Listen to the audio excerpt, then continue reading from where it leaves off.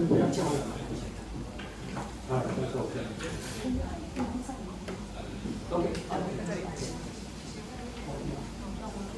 Okay. Give me 1 more hour. I will finish the supervised, okay, learning, okay, especially as I mentioned last week.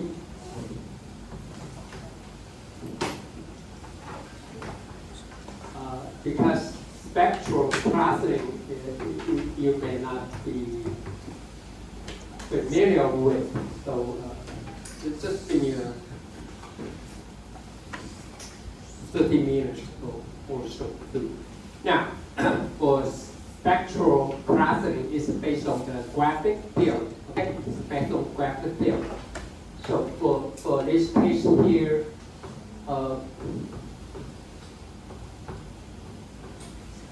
each node represents 1 data point. Okay, represent 1 data point. And the link, okay, the link between any 2 data point is called the link.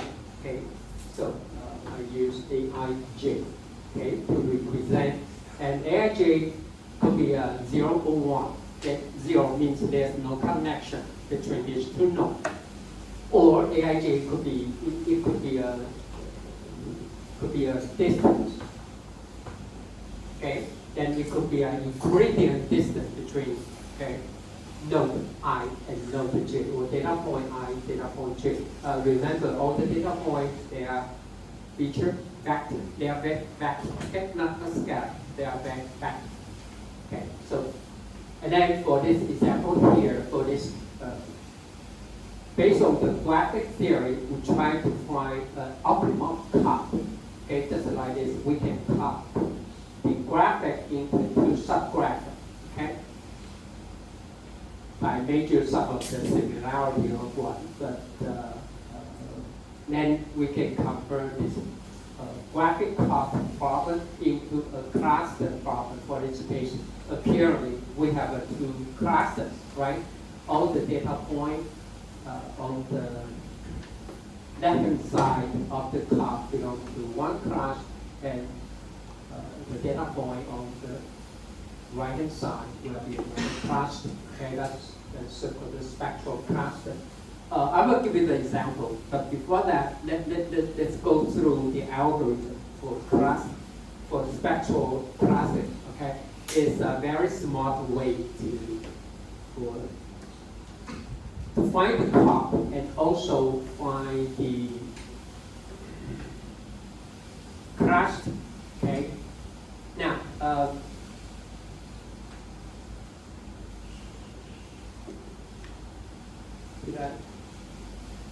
Now, for the spectral clustering, the idea here, first we need to find throughout the whole semester, I keep talking about the projection.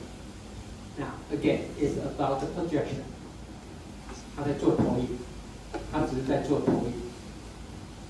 For this case here, suppose we have the data point like this. Okay, we have 2 classes of the data point within in a small circle, and the data point in a large circle. So apparently we have 2. Okay, we have 2 clusters. However, it's very difficult to find the decision. Okay, just like gaming, you can only find a linear boundary to separate the data, but they didn't give it the right cluster, right, for the data point.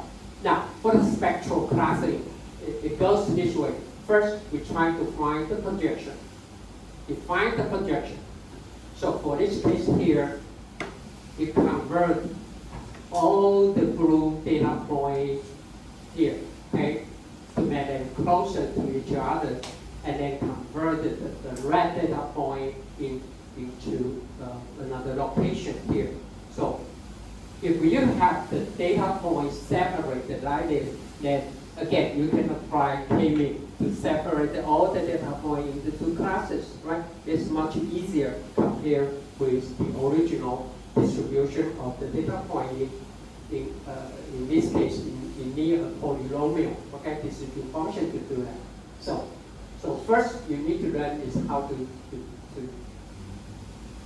to get the projection, so that the data point in each cluster will be very close to each other, but at the same time, the data point between different K clusters will be far away from each other.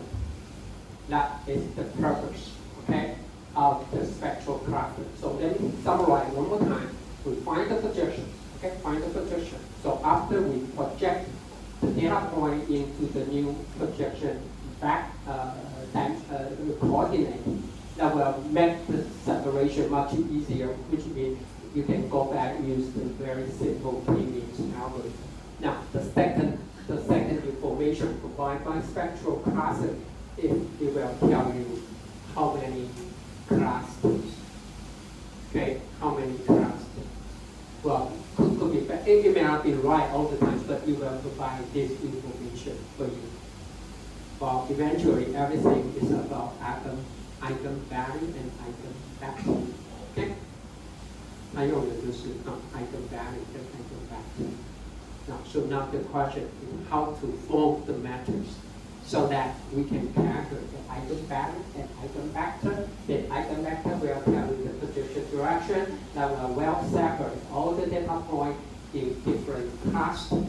And also the eigenvalue will tell you how many clusters, okay, will be enough for the separation. Otherwise, when you use a K-mean or any other clustering algorithm, the number of clusters or the value of the parameter K, they are the hyperparameter, which means it's determined by the user. So if you can go for the spectral clustering, you may initially determine what should be the good, okay, number of clusters. Okay, so with the knowledge like that, let me go through. Okay. Now, from this graph here, you know all the distance. See that? If all the data points that belong to the same cluster, all the distance will be very close to each other. See that? Right? Okay. But the distance between the data point between two clusters will be relatively a larger distance. So that's the idea. That's the idea. Always remember when we talk about the PCA or anything, when we talk about eigenvalue, we're talking about what? What is eigenvalue?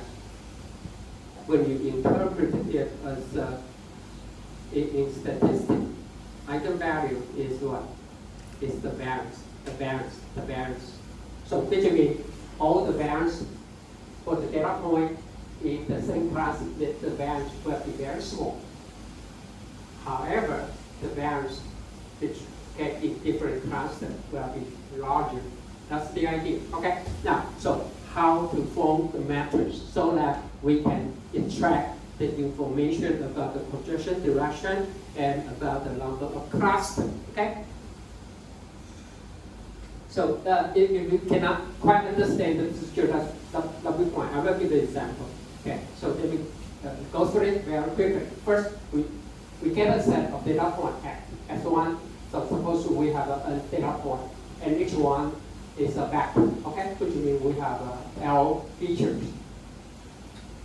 Now, first, we defined a so-called affinity matrix, okay? Affinity matrix, we call it A. Okay? Let me put this more. Affinity matrix, okay, A and J. Okay, as I mentioned here, A and J is the distance or the length between any two data points. So what is the size? What is the size of this matrix? 来看一下这个 size 多大 ？Capital D. Unbalanced. Okay, so it's quite large. If you have a 1 million data point, what is the matrix size? It's 1 million by 1 million. It's very, very large. Okay, you must keep that in mind. Okay. So usually when you apply the spectral clustering the computation could be very hard. Okay, here, give you the example. AIJ, you use, this is the difference, okay, between data point SI and XJ. Now, and divided by the variance. Now, variance is user specified, the bandwidth user specified. So what is AIJ? For example, anyone think of it? What is this function? So AIJ can be what? This is what? This is RPM. RPM. Radio basis function, which read the class material so that you know what I'm talking about. Okay, so AIJ can be Euclidean distance. Okay, can be just SI minus XJ, Euclidean distance. Or you can divide it by what? By the covariance matrix.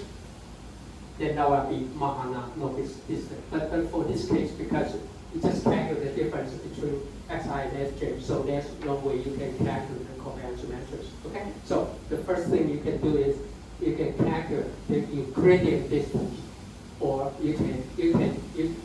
so it can be or it can be a kernel function. Okay, could be a kernel function like RPM. Okay, or it can be even a cosine distance. Yeah, because later we are talking about it, so I would have to say something here. What is cosine? What is cosine? If we take xi as a vector, xj as another vector, what is cosine theta? Theta is what? It's the angle between these two vectors. You know what I'm saying? Right? Then cosine theta equal to what?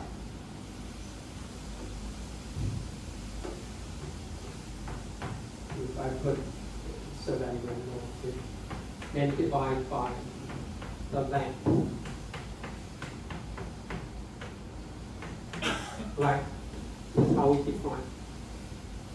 So if vector I and vector j, they are in the same direction, then theta will equal to what? 0. And cosine 0 equal to what? cosine 0度等于吗？好，你知道老师在讲什么？一般老师讲的很兴奋，然后你们不知道，然后就下面就在那里。好 ，cosine 0度等于多少？尤其本科人都学过老师的机器视频啊，cosine 0度等于多少？你不知道啊？cosine 0 degree. Well, what is the range of cosine theta? Is it between -1 and -1? So cosine 0 means what? Both vectors are parallel to each other. So cosine 0 equal to 1, which means if theta equal to 0, which means what? X, I are parallel to J. So somehow cosine theta is a measure of similarity. It's a similarity measure, okay? It's a normalized similarity measure. 它是一个被常规化的相似度量测值。It's a similarity measure. Okay? So it's up to you, AIJ. For this case, you use RPM. But anyway, you can use a Euclidean distance. You can use a cosine distance. Anyway, you measure the similarity between these two. So if you don't care about the scale, okay, because SI and FJ, they could have different scales. If you don't care about the scale, then don't use the distance. In that case, you might go for cosine distance because cosine distance is a normalized measure for the similarity up to vector. Okay, I talk too much. Okay, then once you have A, okay, once you have A, and next.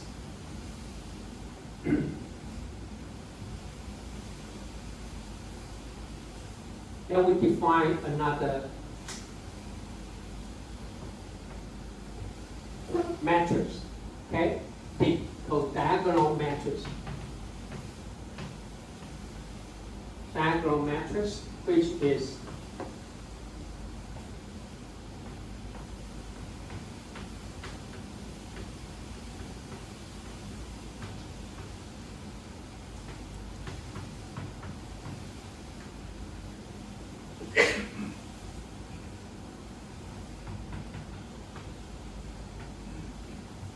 OK， diagonal matrix 也就是说它只有这边这边有值，好吧？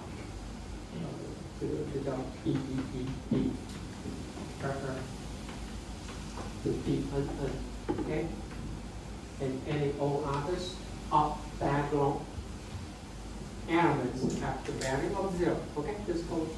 Then BII is what? The summation of each row of the affinity matrix. 有个 follow 这个 D diagonal matrix 呢，它的每一个 diagonal 的值呢，就是把 A 的这个 matrix 的 row 每一个 row 的值呢，把它加总，这样看得出来吗？I 不动接从1到 n，n 是你的要的数。Okay, this is called diagonal matrix. Okay, and then it reconstructs the matrix. The typical easy way is L can write down as a D minus A. Okay, this D minus A. D is a diagonal matrix minus A. Okay, they don't, but with so-called normalized. Okay, so-called normalized. Actually, L means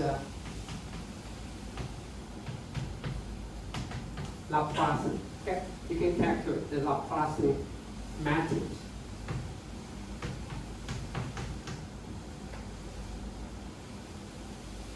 Now you can think of it. If D minus A, which is the diagonal, okay, D11 minus what? A11, A12, A13, A14, and so on. Okay. So this Laplacian matrix will tell you what? The smoothness of your graph.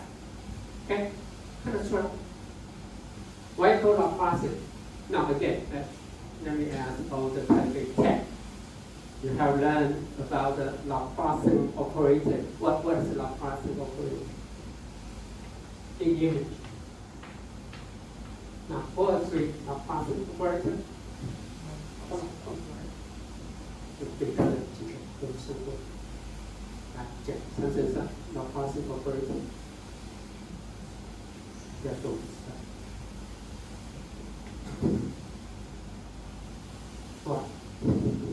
What should be the mean?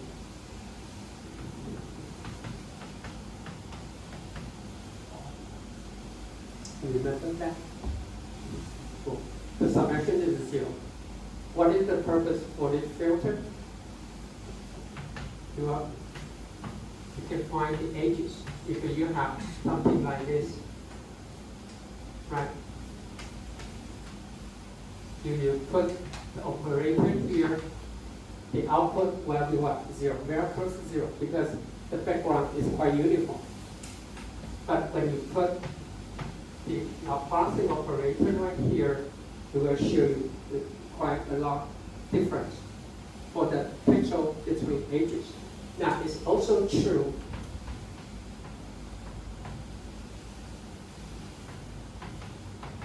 you can apply this for time series data, okay? For time series data. If it's smooth, then everything will be smoother. If you have something like this, if the plastic will look like something like this. So you can identify the local anomaly, okay? But it's called Laplacian. You use Laplacian, anyway, you use this to measure the smoothness of the structure or the graph. Okay, 或者怪好，所以Laplacian基本上是它在量它这个广度的结构的平顺度。Okay. So if all the difference, okay, for each element are the same, then you will know what they are all the same. Then you will high smoothness, which means all the data points will belong to the same class. Okay, so we don't have too much time for that. So once you have the Laplacian, you got the Laplacian matrix. This is another form for the Laplacian. You do the normalization. Okay. Do the normalization. You can do something like this. Okay. That's the diagonal matrix. Okay. A is affinity, and it's a normalization. Or you can simply just make the difference. Okay, make the difference for Laplacian. That's because it's used just like the filter for image for the filter for time series data for Laplacian. Anyway, it's trying to measure the smoothness. Okay, and then we can calculate based on the Laplacian matrix. Then we can find the corresponding eigen value and eigen vector. That's it. Okay? That's the purpose. So the eigenvector of the Laplacian matrix will be the projection direction. Okay, will be the projection direction. And the eigenvalue will give you the information how many clusters or how many subgraphics in the original graphic, okay, data set. So that's what we are doing. Then you can apply just something like PCA again. Okay, just take the Laplacian matrix, and then we calculate eigenvalue, eigenvector. Okay. So basically, that's it. Okay. I can skip some of the detail. But for this case here, you just pick up the K eigen vectors. Okay. It's the very first eigenvector, second eigenvector, and up to K. Okay. So you can it's determined by the user anyway. The K is hyperparameter. User can define how many eigenvectors. And anyway, the eigenvector is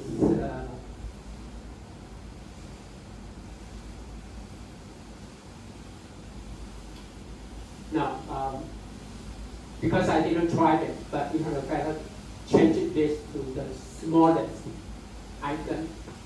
Now I should say the eigenvector that corresponding to the K smallest eigenvalue. Okay? 也就是说，我们现在找的不是找，你要找对应到 K 的 eigenvalue 最小的 eigenvector， 这样听得懂吗？因为我觉得他这个里面写这个东西不太对啊，因为我自己没试过，所以我不确定。可是我问过ChatGPT跟小米两个的回应，我也同意应该要找最小的，不是找最大。因为为什么最大？因为最大的对 ，because when you look for the largest the eigenvector corresponding to the largest eigenvalue means you try to find the maximum values. It's not right. You know what I'm saying? Because for each cluster, we look for the value should be as small as possible. But for all the data points in the same cluster, 在同一群里面，它应该要越小。可是我自己没试过，以后你有机会看一下。当然，你就跑那个软体，你也不用管。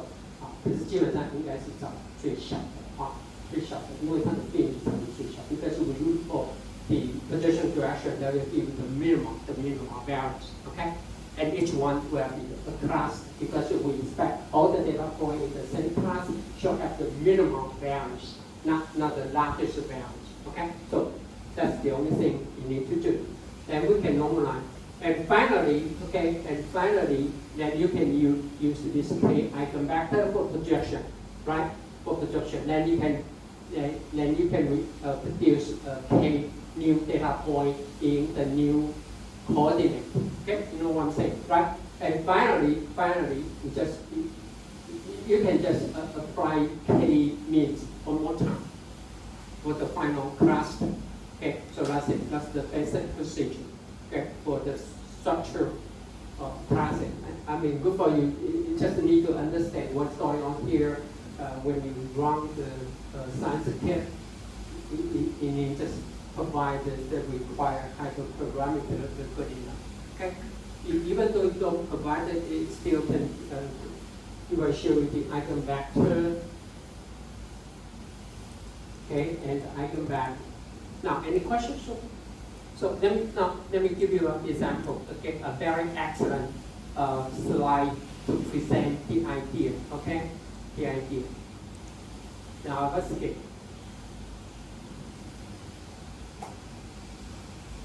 Okay, it's based on the slide. Okay, so if you want, you can check for the this information from the website. Now, let me give you the example here.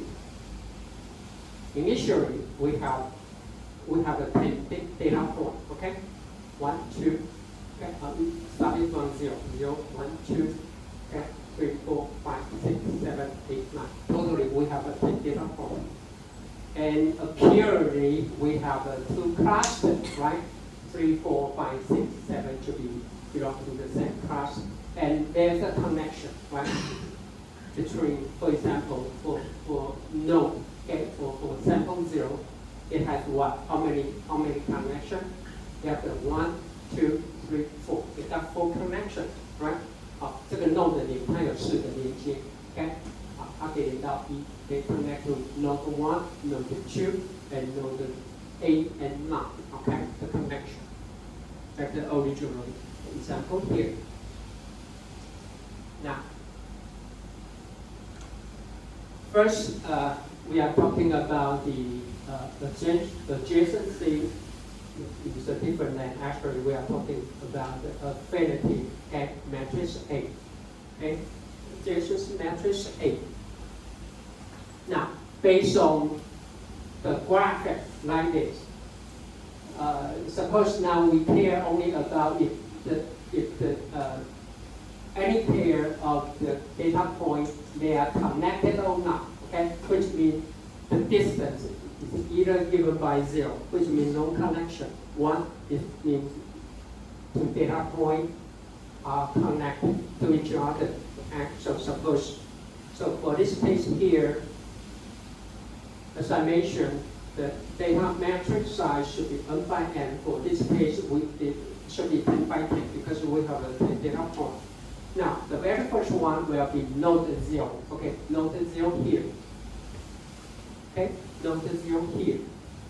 Because it is connected to node 1, 2, 8, and 9. Okay, so we see here, there's a node 0, 1, and up to 9. And for the column, it's column 0, column 1, 2, 3. So here, we mark it 1 here. That's because node 0 is connected to 1, okay, and 2. And then this is 8, okay, and this is 9. So everyone know what I'm saying? 好，就这个例子，我们只关心它们有没有连接而已，好吗？所以它只是0或1，它事实上可以不用哈，它可以是距离 ，OK？ 我们只设定这样子的affinity or adjacency matrix A. Now, what then? Next, we calculate diagonal matrix. What is the diagonal matrix? It's the summation along each row. So D11 will be what? 1, 2, 3, 4. Okay, the summation is 4. 大家知道看得出来啊，就是 OK， 我们把它加起来。好，这个 affinity 我刚才讲过了啊，事实上actually it can be up here for our case here. This diagonal matrix is also called degree matrix D. Okay, so for our example there, okay, for this example here, so we just sum up okay all the elements in each row. Okay, this is node 0, which is sample 0, sample 1. Okay, that's it. So at the very beginning, this value, this is only the diagonal value here. Okay, and all others will be 0. Okay, everyone follow? This is the D matrix, diagonal matrix, or degree matrix. And then we can calculate the Laplacian matrix, which is B minus A. We make with this, but we don't do any normalization of that computation. So the graph Laplacian is B minus A. Okay, actually you can normalize it. Okay, but we just talk about the simple form, okay, of the Laplacian.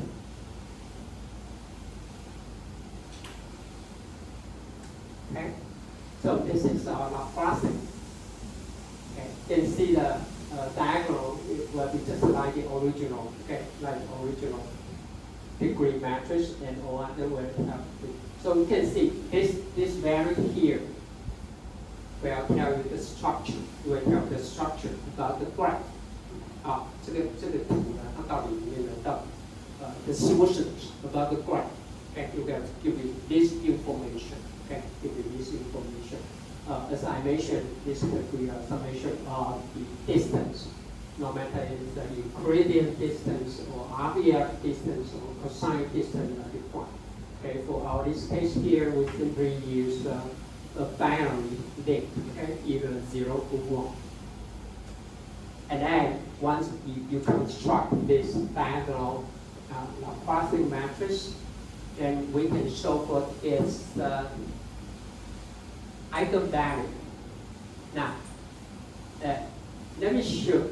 It's suppose again we have this 10 data point, and assume we only have one connection. Now, forget all the graph we're just talking about. Okay, but we still have the same 10 data point, but there's only one connection between node 0 and node 1. That's because we have a 10, okay? The matrix size is 10 by 10, so that you can have up to 10 eigenvalues. 你说因为你的矩阵是10乘10，所以你最多呢会只有10个 eigenvalue， 也会有10个 ，and also you will have a 10 eigenvector. So let's take a look. What's going on here? Now, this is the eigenvalue in ascending order, okay, or in increasing order, okay. 这是 eigenvalue， 它的值呢从小排到大 ，okay. We rearrange the eigenvalue, okay, from very small one to the largest one, okay. So the y-axis gives you the eigenvalue, okay. And this is the notation for the very first eigenvalue, second eigenvalue, and so on. Okay, in increasing order. So for this case here, you see how many zero eigenvalues? How many? You know? 9. You will see 9. Why is 9? Because you got 9 independent graphs. So each one we are interpreting, even there's only one single node, we interpreted it as a one single subgraph. And why the last one is larger than 1? That's because we have another small graph with non-zero eigenvalue.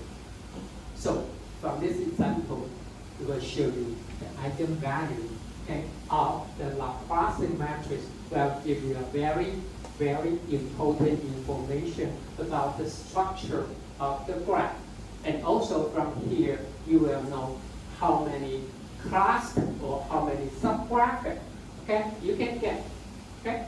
Even you don't know what should be here. There are some samples for each cluster, but it will tell you what should be the number of clusters. Now, let's take a look at the next. I need to go fast. Okay. Now, suppose we have the connection like this. Again, we still have the same nodes here, but the connection. Okay. See that? Now, visually, it still tells us we got two subgraphs, right? One on the left, the other one on the right. Okay. Now let's take a look about the corresponding. Okay, let's take a look about the corresponding eigenvalue here. The very first one is 0. Okay, it's 0. 1, the very first one. Why is it 0? It means what? It means it could have only one graph. Well, actually, because at least these two subgraphics are connected by this link, okay, between node 5 and node 0. So, very first value will be 0. Okay, and then second is a non-zero. Usually the second, okay, put a note here. Usually the second item value is very, very important. Okay, it's very important. Why this value is non-zero? Because apparently tell you at this we will have two subgraphics, which means you have two clusters. Okay, the second one is non-zero, and then you see now the eigenvalue 3 and eigenvalue 4. Okay, you don't see much difference value, but for eigenvalue 5, see that this is eigenvalue 5. You will see here's a huge jump.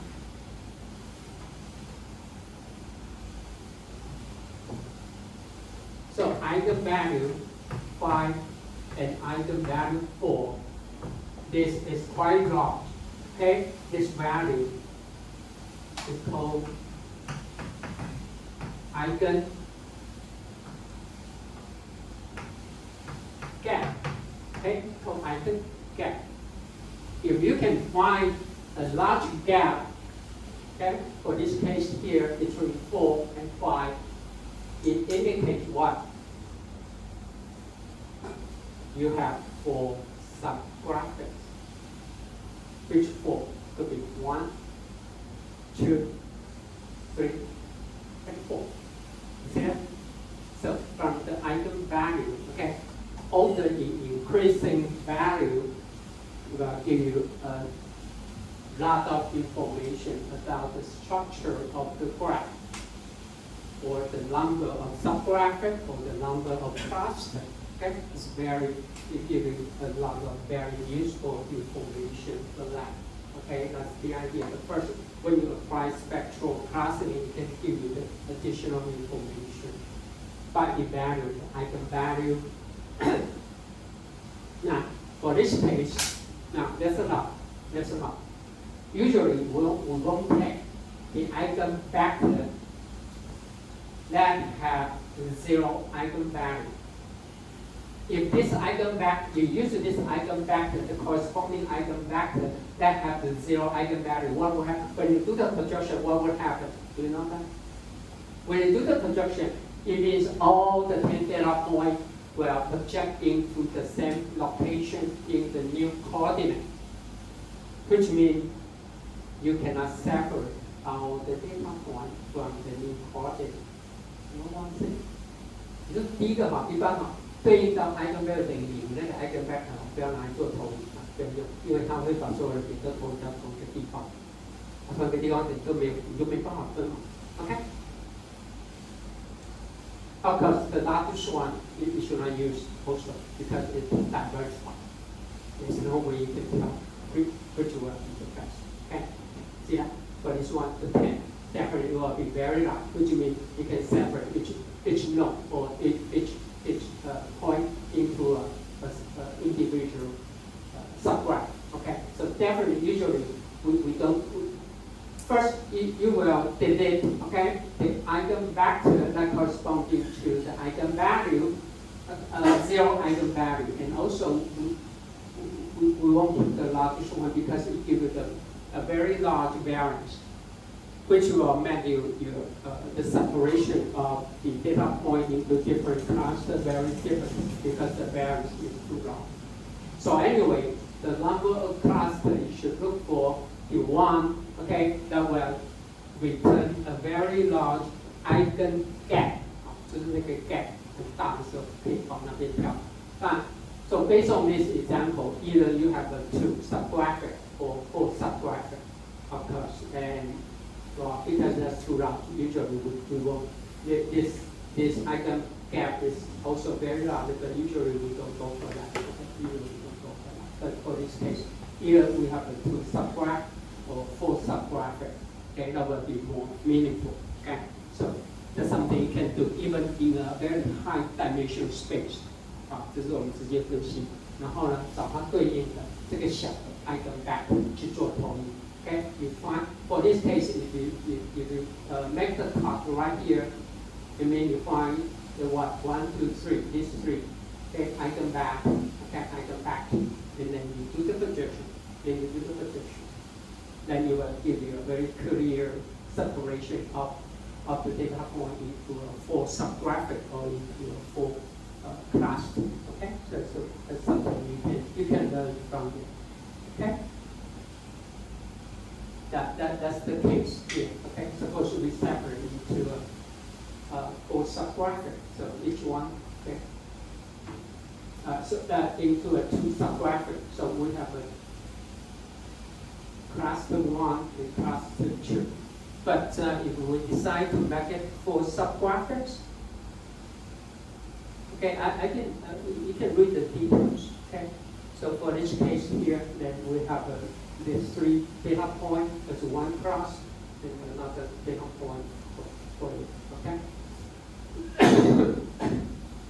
So I just keep saying, by analyze the eigenvalue, eigenvector of the Laplacian matrix, it will give you a lot of very useful information, no matter for data projection, okay, so that all the data points can be well separated, okay, by the simple k-means, okay, by the simple k-means.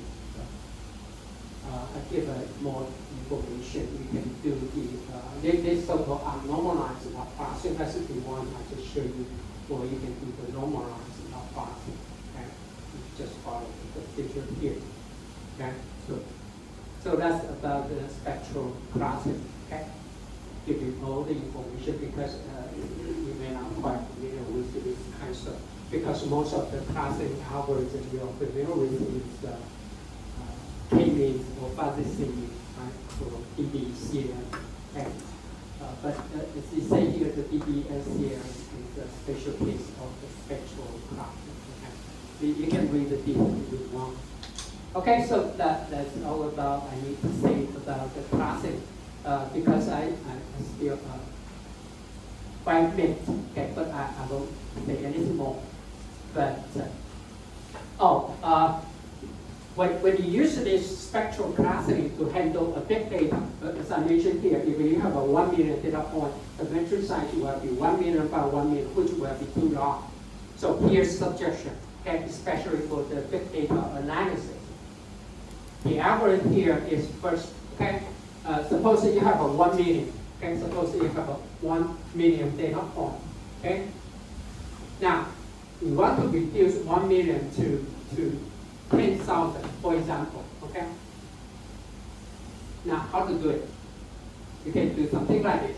First, you find k representative point, which for this case here, originally n is 1 million. Now we want to reduce k to be what? To be 10,000. So you use k-means with k equal to 10,000. Because it's faster. Okay? When you apply k-means to this 1 million, it's quite easier to find this 10,000 centroid. And then you use this 10,000 centroid as the new data point, and then you can apply spectral classic so that you don't have to handle a matrix of size 1 million by 1 million. Instead, the Laplacian matrix is only 10,000 by 10,000. You know what I'm saying? Okay, so 就是说你那个资料太大的话，一般来讲就是这样啊。你不要管原来的 k 面是多少，你说你要把它降到只剩几个资料，那你的 k 就有多少？你要5000 ，k 就等于5000，就这样。那后面呢，你就可以跑 spectral classic。那跑完以后呢，再把它还原到原来你的 k 面怎么算，就照这样的方法就有实作。Okay, that's for to handle big data. Okay, so apparently, spectral classicity in a lot of cases it performs better than the k-mean. but it is computationally very expensive. Okay, so that's something you can do for that.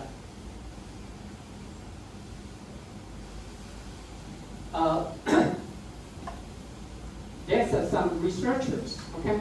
They work on the unstructured data. When I say unstructured data, I mean it could be the image, okay? Or time series data.